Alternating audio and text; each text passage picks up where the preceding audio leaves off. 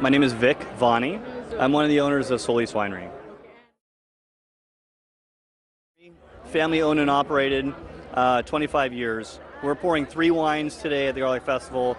We have our Chardonnay, our 2013 Estate Chardonnay, which we grow. And then we have our Vino Roseo. It's a Sangiovese-based rosé. It's our 2013 vintage. And then we have our 2009 Syrah Estate, which is a gold medal winner. From where? That's from Gilroy also. So yeah, all these we grow in Gilroy. This is an estate wine. This is an estate wine, which means that they're grown on our property and we control it. Basically, you either grow it on your property, or it's or the property that we have is controlled by us. So it doesn't have to be our property, but we have to control the production. Oh, the Vino Roseo actually is probably one of the top sellers that we have. It's really nice. It's a nice introductory wine.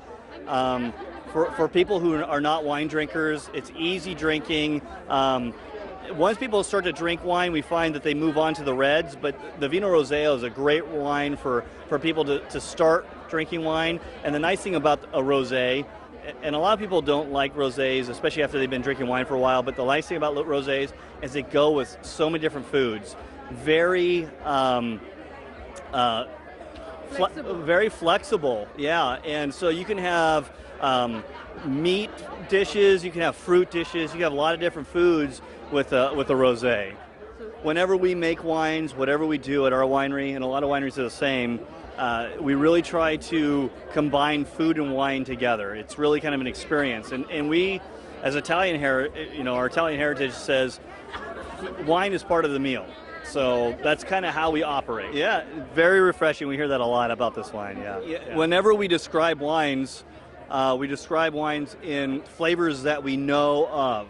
So, we wouldn't say, oh, it tastes like grapes. It's what else does it taste like? Does it taste like lemon or citrus or apples or melon? And so this particular wine tastes like guava, and it's just a product of the way the wine was made. That's what it tastes like. And so we call those descriptors, and the descriptors are how we describe wine to one another. Well, my dad started the winery. We actually moved next door to the an existing winery back when I was a kid, and over time my dad decided that he was interested in it, and the opportunity came up for him to purchase it, and in 1989 he did. So he had been growing grapes prior to that and making homemade wine, but he decided to get into it professionally. I think most of the San Francisco Bay Area was a lot of Italian immigrants, but there are a lot in this area. If you look at some of the wineries, Guglielmo is one of the old wineries in this area. They're Italian immigrants. Fortino Winery is another one. So yeah, this whole area was full of immigrants who grew prunes, apricots, cherries, and then we saw probably the grape industry started to grow, and it's really grown into something spectacular in the last 10 or 15 years. But there's been grapes grown here for a long, long time, even back when the Spanish missionaries were here. That's what I hear. It's the oldest commercial wine growing region in the state of California. It's basically Santa Clara County with maybe a little bit of adjustments, but Santa Clara Valley, so it's all the way from like Palo Alto down to Gilroy. Well, we grow lots of different styles, mostly reds, Sangiovese, Merlot,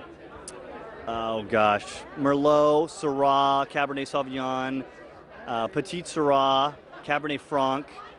So we have quite a number of different varietals that we actually produce. And then, there's other wineries in this area that are growing Barbera or Mourvedre or Pinot Noir. So it seems like in this region, there's a huge variety of different wines and different grapes that are grown. I'm not sure. I think everyone is kind of experimenting with what works, and we're such a kind of an unknown region that we're just kind of trying to discover what are some of the really good wines for what works in this area.